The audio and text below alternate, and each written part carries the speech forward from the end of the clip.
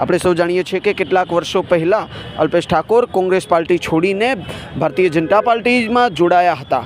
ત્યારબાદ હાલની ગુજરાત લોકસભાની ચૂંટણીમાં બનાસકાંઠામાંથી જ્ઞાનીબેન ઠાકોર બહુમતથી તેમની જીત થઈ હતી। ત્યારબાદ જ્ઞાનીબેન ઠાકોર દ્વારા કટાક્ષ શબ્દોમાં અલ્પેશ ઠાકોરને કટાક્ષ શબ્દોમાં પ્રહાર કરવામાં આવ્યા।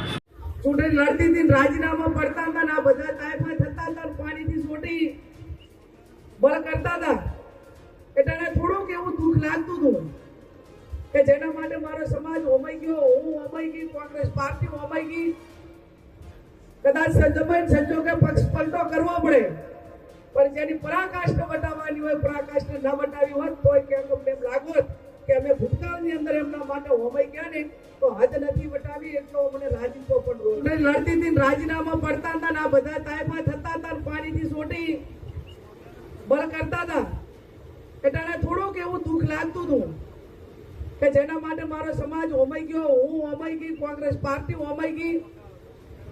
કદાચ સંજોગે પક્ષ પલટો કરવો પડે, પણ જેની પરાકાષ્ઠ વટાવવાની હોય, પરાકાષ્ઠ ન વટાવી હોત તો ક્યાંક અમને એમ લાગોત કે અમે ભૂતકાળની અંદર એમના માટે હોમાઈ ગયા ને તો હદ નથી વટાવી એટલો મને રાજીપો પણ રોત।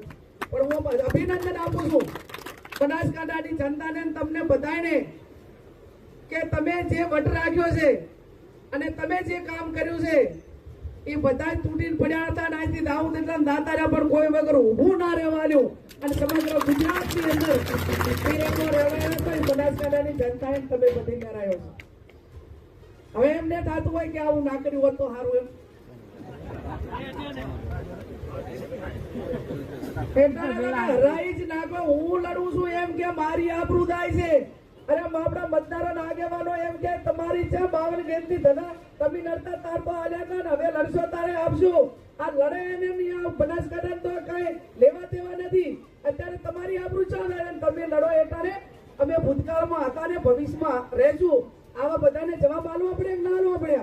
અને આ તો કે અમારી આબરૂ થાય છે પણ ચાલે ચૂંટણી રેખાબેન લડે, અહીં આપણે ત્યાં પાટણમાંથી આવીને લડે અને આપણે બનાસકાંઠા વાળા કે અમારી આબરૂ થાય છે પણ તમારે ચાચી જાય આબરૂ? એમ તમારે શું સંબંધ છે, શું આબરૂ થાય છે?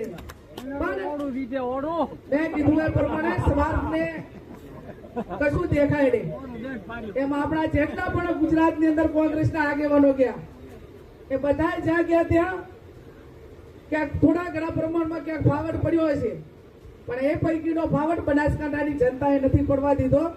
બનાસકાંઠાની જનતાનો કોંગ્રેસ પાર્ટી અને અમે બધા ખૂબ ખૂબ હૃદયપૂર્વક આભાર માનીએ।